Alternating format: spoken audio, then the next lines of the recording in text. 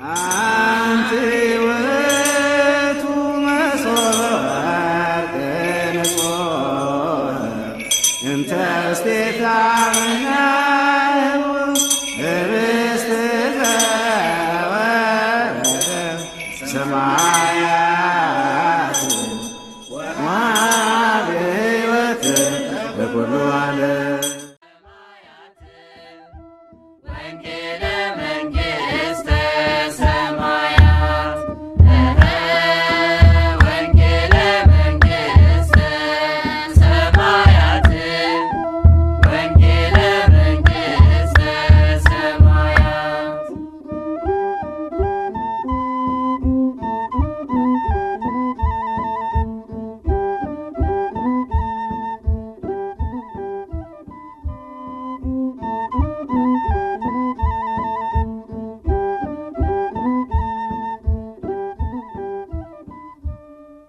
በስመ አብ ወወልድ ወመንፈስ ቅዱስ አሃዱ አምላክ አሜን። የተወደዳችሁ የተከበራችሁ የልዑል እግዚአብሔር ቤተሰቦች የእመቤታችን የቅድስት ድንግል ማርያም ወዳጆች በቅድስት ቤተክርስቲያን ስም እንደምን ከረማችሁ እንደምን ዋላችሁ? አሜን። በቸርነት በምህረት የሚሰበስበን ቅዱስ የሆነ ቃሉን የሚያስተምረን የአባቶቻችን የቅዱሳን አምላክ ፈጣሪያችን አምላካችን መድኃኒታችን ኢየሱስ ክርስቶስ ከባህሪ አባቱ ከአብ ከባህሪዎቱ ከመንፈስ ቅዱስ ጋር ስሙ የተመሰገነ ይሁን። ለእመቤታችን ለቅድስት ድንግል ማርያም ጾም ለበዓለ ፍልሰታ ያደረሰን የአባቶቻችን የቅዱሳን አምላክ ፈጣሪያችን ኢየሱስ ክርስቶስ ስሙ የተመሰገነ ይሁን። እንግዲህ እንደ እግዚአብሔር ፈቃድ ባለን ጊዜ የምንማማርበት የትምህርታችን ርዕስ ሊቁ አባ ሕርያቆስ በቅዳሴ ማርያም የተናገረውን ቃል መሰረት አድርገን ይሆናል። እንግዲህ ሊቁ አባ ሕርያቆስ በቅዳሴ ማርያም ሁልጊዜ በተለይ ሰሞኑን በቅድስት ቤተክርስቲያን አጸድ ተገኝተን ስርዓተ ቅዳሴውን ስንሳተፍ እንደምንሰማው በዚች ቀን እንደተሰበሰባችሁ በደብረ ጽዮንና በሰማያዊቱ ኢየሩሳሌም ይሰብስባችሁ ይላል። እንግዲህ ይሄ የሊቁ የአባ ሕርያቆስ ቡራኬ ነው። ምንድነው የሚለው? በዚች ቀን እንደተሰበሰባችሁ እንደዚሁ ክብርት በምትሆን በደብረ ጽዮንና በሰማይ ባለች ነፃ በምታወጣ በኢየሩሳሌም ይሰብስባችሁ ይላል። ይሄ እንግዲህ ዛሬ በቅድስት ቤተክርስቲያናችን ስርዓተ ቅዳሴ በምንሳተፍበት ጊዜ በካህናት አማካኝነት ይህንን የቡራኬ ቃል ሁላችንም እንሰማዋለን። እንግዲህ ለዛሬ ትምህርታችን እንደ መነሻ አድርገነው ምን ማለት ነው የሚለውን የተወሰኑ ነጥቦችን እንደ እግዚአብሔር ፈቃድ እናያለን ማለት ነው። እንግዲህ በዚህች ቀን ብሎ ሊቁ አባ ሕርያቆስ ያነሳት ቀን የትኛዋ ቀን ናት የሚለውን ጥያቄ ስናነሳ ያችን ቀን የጌታችን የአምላካችን የመድኃኒታችን የኢየሱስ ክርስቶስን ቅዱስ ሥጋና ክቡር ደም ለምእመናን ንስሐ ገብተው አካሄዳቸውን ከእግዚአብሔር ጋር አድርገው ራሳቸውን በንስሐ መርምረው ሥጋው ደሙን ለመቀበል የተዘጋጁ ምእመናን ወደ ቅዱስ ቁርባን ቀርበው ቅዱስ ሥጋውን ክቡር ደሙን የተቀበሉበትን ቀን ነው ማለት ነው። ያችን ቀን በዚህች ቀን ብሎ አንስቷታል። ሁላችንም እንደምናውቀው አምላካችን ጌታችን መድኃኒታችን ኢየሱስ ክርስቶስ ያለ ቅዱስ ሥጋውና ያለ ክቡር ደሙ ዘላለማዊ ሕይወት ልናገኝ እንደማንችል አስተምሮናል። በሶስት ወገን አስተምሮናል። የመጀመሪያው በትምህርት ነው። በዮሐንስ ወንጌል ምዕራፍ 6 ላይ ጌታችን ኢየሱስ ክርስቶስ ስለ ቅዱስ ሥጋውና ስለ ክቡር ደሙ ሥጋዬ እውነተኛ መብል ደሜም እውነተኛ መጠጥ ነው በማለት እኛ በምንቀበለው ቅዱስ ቁርባን የጌታችን የኢየሱስ ክርስቶስ ቅዱስ ሥጋና ክቡር ደም አማናዊ መሆኑን እውነተኛ የእርሱ ቅዱስ ሥጋና ክቡር ደም መሆኑን በትምህርት አስተምሮናል። ሁለተኛው ደግሞ በትእዛዝ ማለት ሥጋዬን ብሉ ደሜን ጠጡ በማለት ሥጋዬ ብሉ ደሜን ጠጡ፣ ሥጋዬን ካልበላችሁ ደሜን ካልጠጣችሁ በራሳችሁ ሕይወት የላችሁም ብሎ አምላካችን ጌታችን መድኃኒታችን ኢየሱስ ክርስቶስ በትእዛዝ ቅዱስ ሥጋውን እንድንበላ ክቡር ደሙን እንድንጠጣ አስተምሮናል ወይም አዞናል ማለት ነው። ሶስተኛው ደግሞ በተግባር ነው። በተግባር ማለት በማቴዎስ ወንጌል ምዕራፍ 26 ቁጥር 26 ላይ እንደተጻፈልን አምላካችን ኢየሱስ ክርስቶስ በምሴተ ሐሙስ ህብስቱን አንስቶ ባረከ፣ ቆረሰ፣ ለደቀ መዛሙርቱ ሰጠ፣ እንካችሁ ብሉ ይህ ሥጋዬ ነው አለ።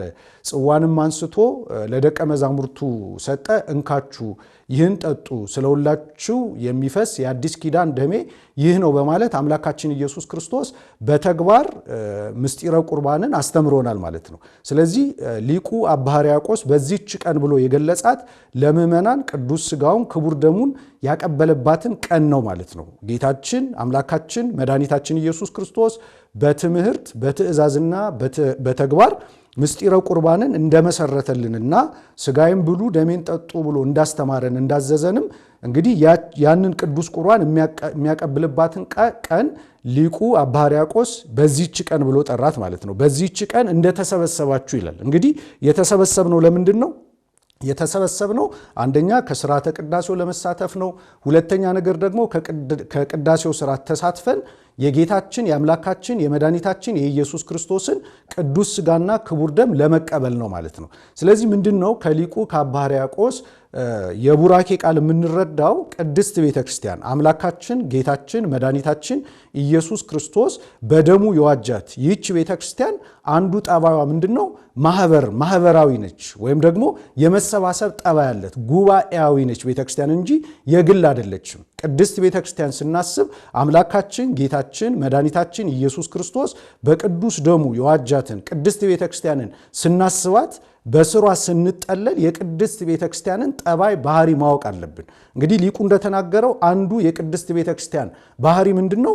መሰባሰብ ነው፣ ወይም ደግሞ ማህበራዊት ናት ቤተ ክርስቲያን፣ ማህበራዊት ናት። ይህንን ጥቂት የቅዱሳት መጻሕፍትን ኃይለ ቃላት ለመመልከት ያክል ለምሳሌ በሐዋርያት ሥራ ምዕራፍ 20 ቁጥር 28 ላይ ሐዋርያው ቅዱስ ጳውሎስ በዘመኑ የነበሩ ሊቃነ ጳጳሳትን እንዲሁም እስከ ዓለም ፍጻሜ የሚነሱ አበው ሊቃነ ጳጳሳትን ባስተማረበት የመጽሐፍ ክፍል ምን ብሏል?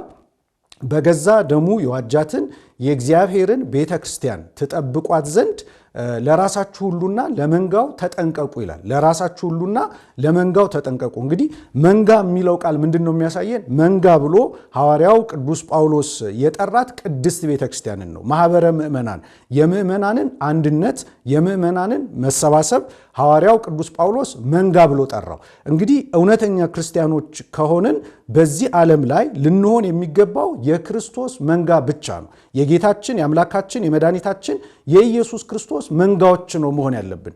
ልብ አድርጉ ክርስቲያኖች፣ የማንም መንጋ መሆን አይጠበቅብን።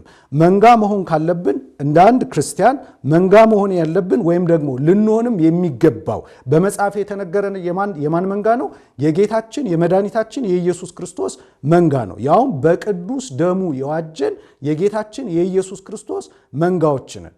እንደው በየትኛውም የትምህርት ደረጃ ላይ ብንሆን ታውቃላችሁ፣ መቼ በየትኛውም የስልጣን ደረጃ ላይ ብንሆን ታች ካለው ከአንድ ምእመን ላይ እስካለው በኃላፊነት እስካለው ድረስ ሁሉም የክርስቶስ መንጋዎች ነን። ስለዚህ ሐዋርያው ምን ብሎ ተናገረ? ለራሳችሁ ሁሉና ለመንጋው ተጠንቀቁ ብሎ አስተማር። እንግዲህ መንጋ ብሎ የጠራው ማንን ነው? ቅድስት ቤተክርስቲያንን ነው። ቅድስት ቤተክርስቲያን ማኅበረ ምእመናን ምንድናት? የጌታችን የኢየሱስ ክርስቶስ መንጋ ናት ማለት ነው። ጌታችን በወንጌል እኮ ብሏል። በዚያ በዮሐንስ ወንጌል ምዕራፍ 10 ላይ ስናነብ በጎቼ ድምፄን ይሰማሉ ይከተሉኝማል። ስለዚህ ልብ አድርጓም በጎቼ የክርስቶስ መንጋዎች የሚሉት አገላለጾች ምንድን ነው የሚያሳዩን? ቅድስት ቤተክርስቲያን በጠባዩዋ በባህሪዋ ምንድናት? ማኅበር ናት ማለት ነው እንጂ የተናጠል አካሄድ የግል አካሄድ ወይም ደግሞ በሆነ መስፈርት መለየት መነጠል የቅድስት ቤተክርስቲያን ጠባይ አይደለም። ይህንን መሰባሰብ አለብን፣ መረዳት አለብን። ለዚህ ነው ሊቁ አባ ሕርያቆስ በዚህች ቀን እንደተሰበሰባችኋል። አሁን በዚህ ቀን እንደተሰበሰባችሁ ብሎ የሚገልጸው ማንን ነው? ምእመናንን ነው። ይሄ ማኅበረ ምእመናን ምንድን ነው? የቅድስት ቤተክርስቲያን ጠባይና እንዲሁም ደግሞ ቅድስት ቤተክርስቲያን ናት ማለት ነው። ስለዚህ ቤተክርስቲያን የሚለው እንደየአገባቡ ትርጉም አለው። እንደምናውቀው ከሚሰጠው ትርጉም መካከል በዋነኛነት አንዱ ምንድን ነው? ማኅበረ ምእመናን ነው። የክርስቲያኖች መሰባሰብ፣ የክርስቲያኖች አንድነት። አሁን ሰሞኑን እንዳየነው በስርዓተ ቅዳሴው ምእመናን ከሕፃናት ጀምሮ እስከ ታላላቅ አባቶች እናቶች ድረስ በአንድነት ተሰብስበን አምላካችን ልዑል እግዚአብሔርን እናመሰግነዋለን፣ እመቤታችን እናመሰግናታለን፣ እንዲሁም ደግሞ በሰማይ ያለችውን ቅድስት ቤተክርስቲያንን እናስባታለን ማለት ነው። ምን አለ ጌታችን በወንጌል በማቴዎስ ወንጌል በምዕራፍ 18 ቁጥር 18 ላይ የቤተ ክርስቲያን ጠባይ ማህበራዊ እንደሆነ ህብረታዊ እንደሆነ ሲያስተምር ምን ይላል? ህብረታዊ መሆኑን ሲገልጥ 2ም 3ም ሆናችሁ በስሜ ብትሰበሰቡ እኔ በመካከላችሁ እገኛለሁ። ተመልከቱ፣ 2ም 3ም ሆናችሁ በስሜ ብትሰበሰቡ እኔ በመካከላችሁ እገኛለሁ። ስለዚህ 2ም 3ም ሆነን የምንሰበሰበው ምንድነው ማለት ነው? ማህበረ ምእመናን ህብረታዊት የሆነች ቅድስት ቤተክርስቲያንን የሚገልጥልን ነው ማለት ነው። አሁን እንደምናውቀው አምላካችን ኢየሱስ ክርስቶስ ብርሃነ ትንሣኤውን የገለጠው እኮ ቅዱሳን ሐዋርያት በአንድነት በህብረት ተሰብስበው በነበረበት ሁኔታ ነው። ወንጌል እንደሚያስተምረን የመንፈስ ቅዱስንም ጸጋ የላከው አምላካችን ኢየሱስ ክርስቶስ በግብረ ሐዋርያት ምዕራፍ 2 ላይ እንደተጻፈልን አባቶቻችን ቅዱሳን ሐዋርያት 36ቱ ቅዱሳት አንስት 72ቱ አርድእት በአንድነት ተሰብስበው በነበረበት ጊዜ ነው። በመካከላቸው ደግሞ ማን ነበረች? እመቤታችን ቅድስት ድንግል ማርያም እንደነበረች ወንጌላዊው ቅዱስ ሉቃስ በዚሁ በግብረ ሐዋርያት ላይ ምን ብሎ ገልጦልናል? የጌታችን የኢየሱስ ክርስቶስ እናትም በዚያ ነበረች ብሎ ይገልጥልናል ማለት ነው። ስለዚህ ቤተ ክርስቲያን ስንል ስብስብ ናት፣ ህብረታዊት ናት፣ አንድነታዊት ናት። ይህንን መረዳት ያለበት እንግዲህ ህብረታዊት ናት ስንል ቅድስት ቤተ ክርስቲያን ምን ማለታችን ነው? በምድር ያሉ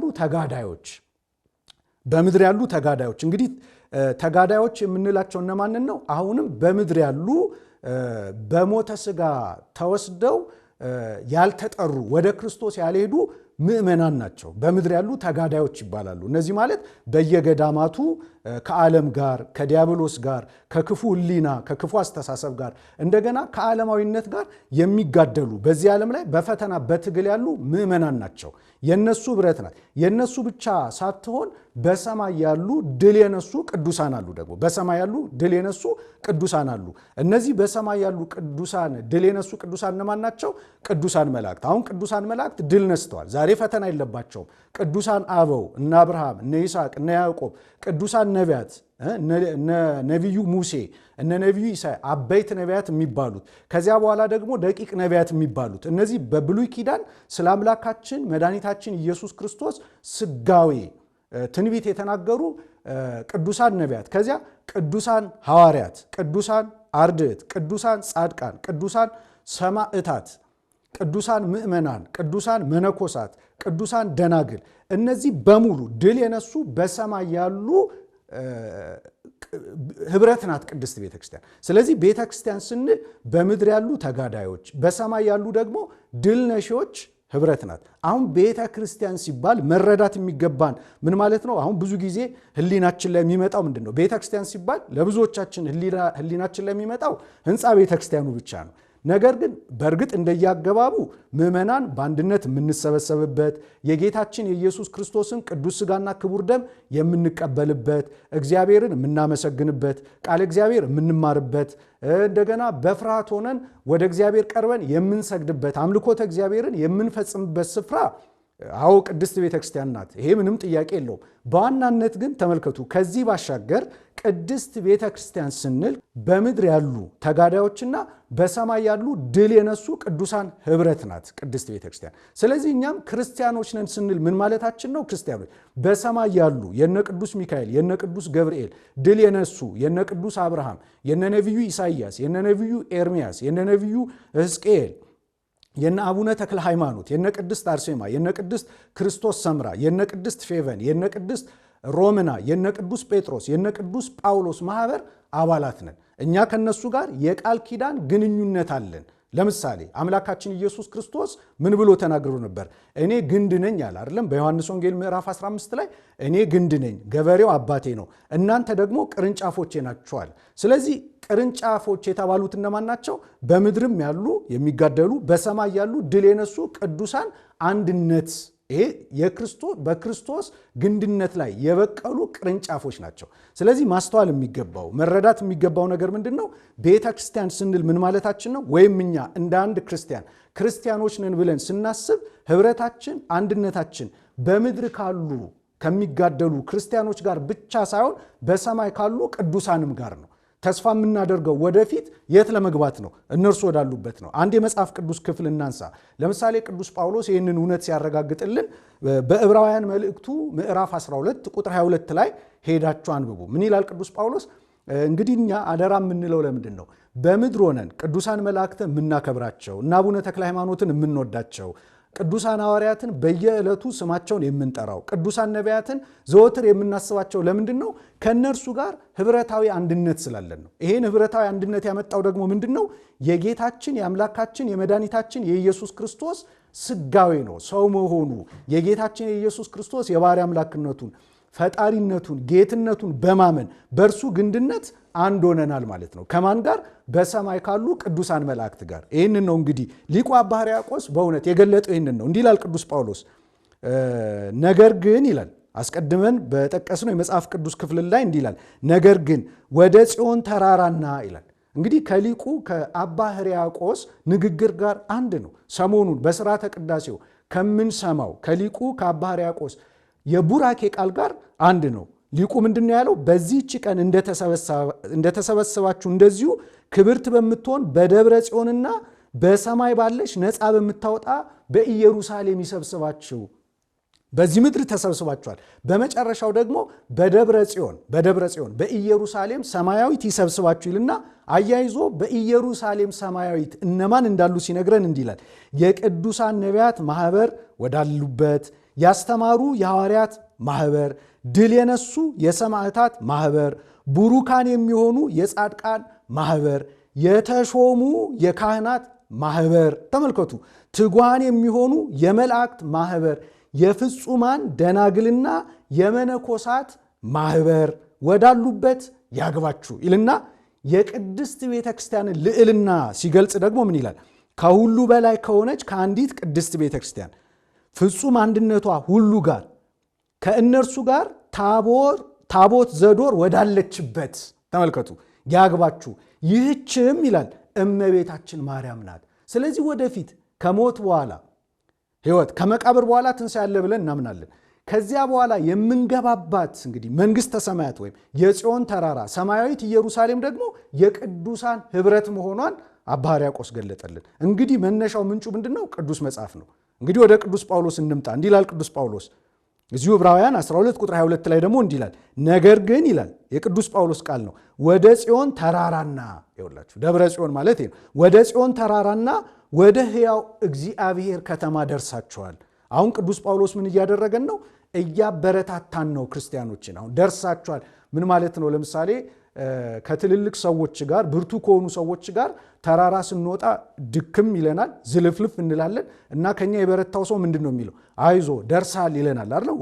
ወደ ተራራው ጫፍ ለመድረስ በምናደርገው ጉዞ እኛ ድክም ስንል ዝልፍልፍ ስንል ምንድን ነው የሚለን? የበረታው ሰው አይዞ ደርሳል፣ አይዟችሁ ደርሳችኋል ይለናል። አሁን ቅዱስ ጳውሎስ ምን እያለን ነው? ደርሳችኋል፣ ወደ ሕያው እግዚአብሔር ከተማ ደርሳችኋል። ተስፋ እንዳትቆርጡ።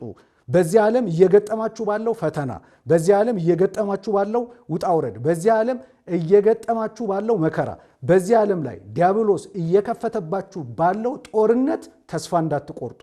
ለምን? ደርሳችኋል፣ አይዟችሁ በርቱ እያለ ነው። ደርሳችኋል ይልና ምን ይላል?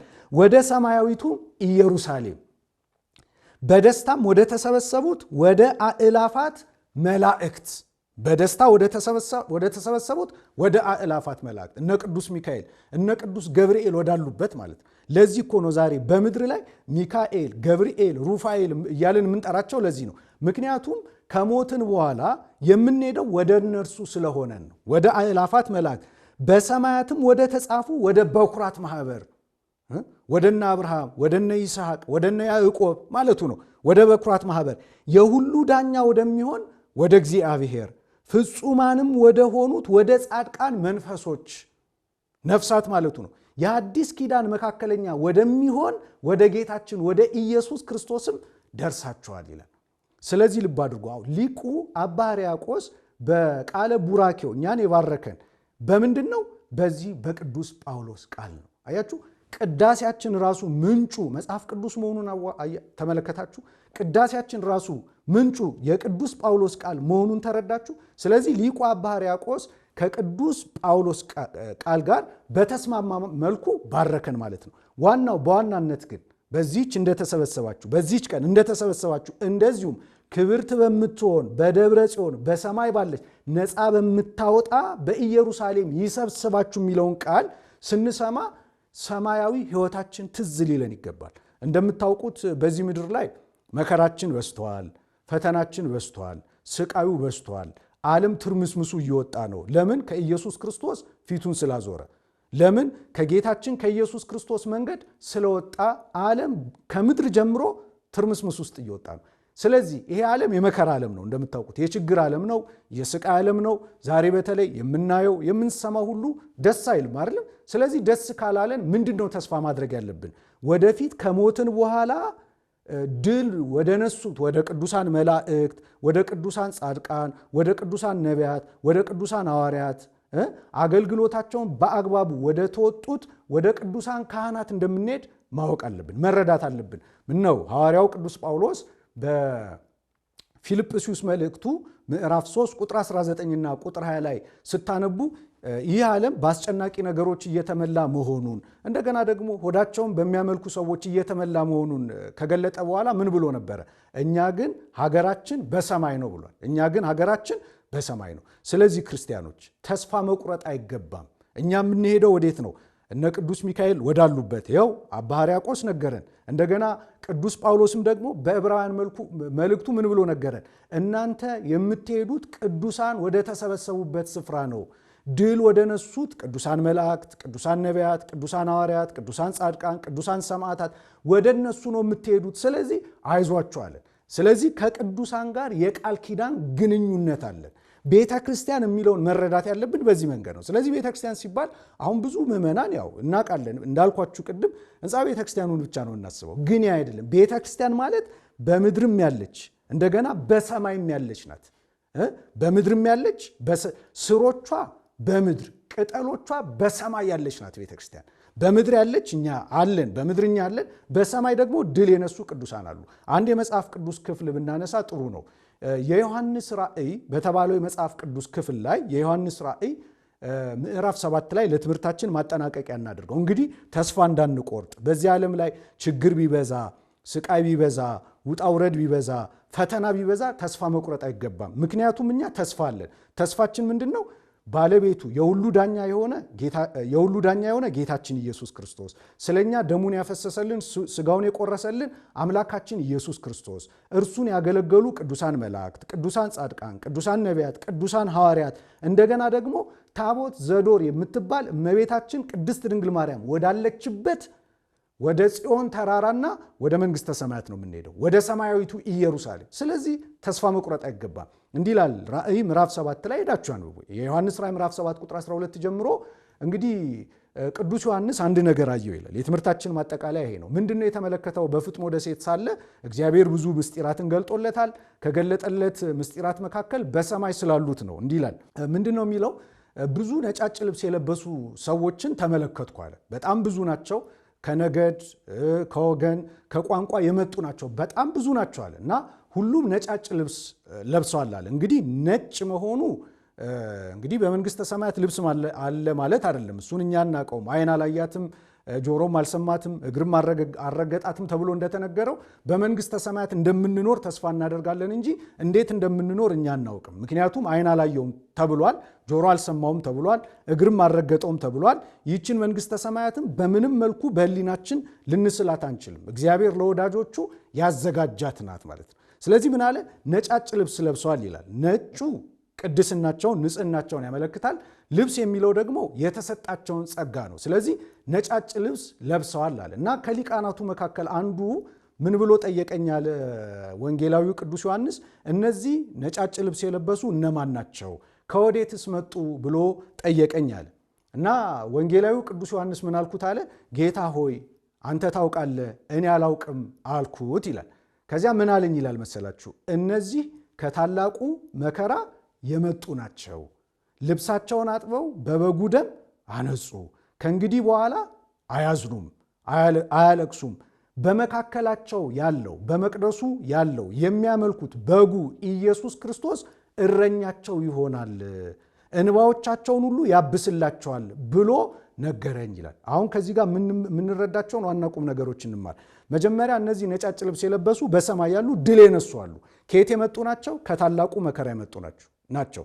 ስለዚህ ክርስቲያኖች ዛሬ በክርስትናችን ምክንያት የሚመጣብንን መከራ መቋቋም አለብን። ወዴት ለመግባት? ወደዚያች መንግስት ለመግባት ይላል እኮ እዚያ የሐዋርያት ሥራ ምዕራፍ 14 ቁጥር 28 ጀምራችሁ ስታነቡ የሐዋርያት ሥራ ምዕራፍ 14 ላይ ምን የሚል ቃል አለ?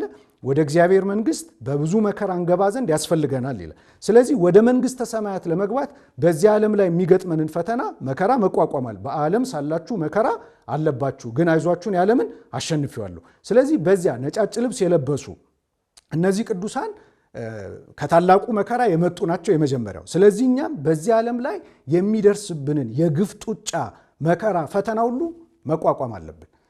ሰይጣን ዲያብሎስ በልዩ ልዩ መንገድ ክፉ ሰዎችን እየቀሰቀሰ ዓለምን እየቀሰቀሰ ክፉ ሐሳቦችን እየቀሰቀሰ እያመጣ እንደገና ራሱም ደግሞ ግልጦ ነው እየተነሳ ይፈትነናል፣ መከራ ያመጣብናል፣ እንድንሰደድ ሊያደርግ ይችላል፣ ብዙ ችግር ውስጥ እንድንገባ ሊያደርገን ይችላል፣ እንድንታመም ሊያደርገን ይችላል፣ እንድናጣ ሊያደርገን ይችላል፣ እንድንጎሳቆል ሊያደርገን ይችላል። ልክ ኢዮብ ላይ ያመጣውን መከራ እኛ ላይም ሊያመጣ ይችላል። ወደ መንግስተ ሰማያት ለመግባት ግን አይዟችሁ እንደተባለን መከራ መቋቋም አለብን። አንደኛ ከታላቁ መከራ የመጡ ናቸው። ስለዚህ ወደዚያች ወደ ጽዮን ተራራና ነፃ ወደምታወጣ ወደ ኢየሩሳሌም ሰማያዊት ለመግባት ወንጌላዊ የምንነገረን መከራን ተቋቋሙ፣ በመከራ አለፉ። ሁለተኛስ ልብሳቸውን አጥበው በበጉ ደም አነጹ ነው የሚለው።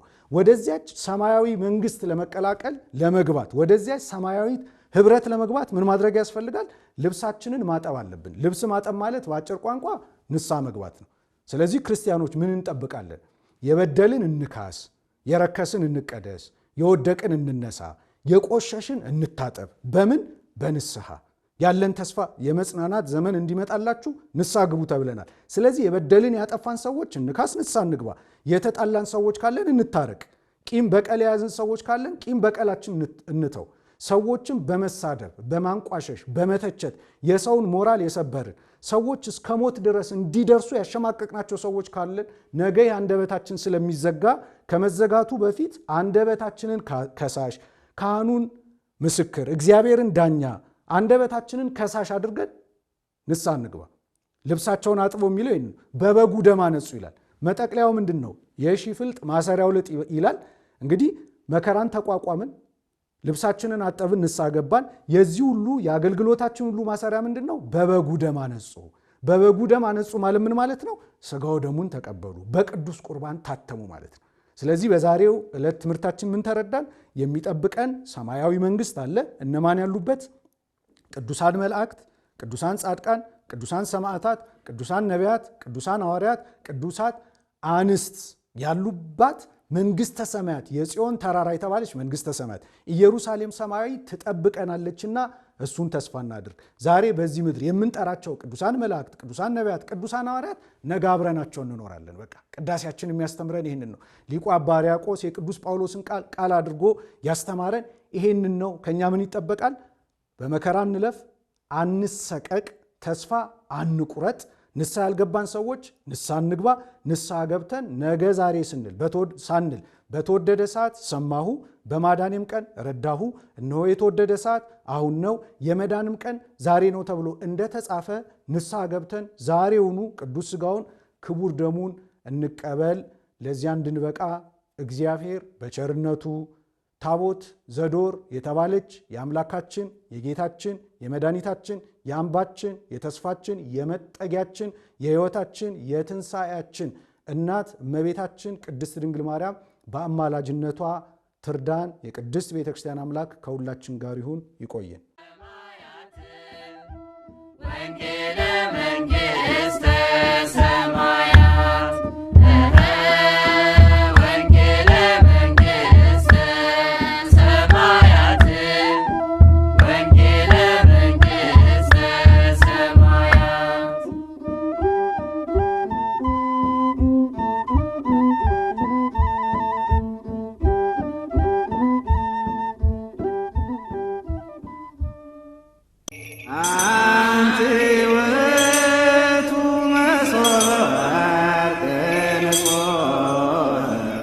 እንተ እስቴታ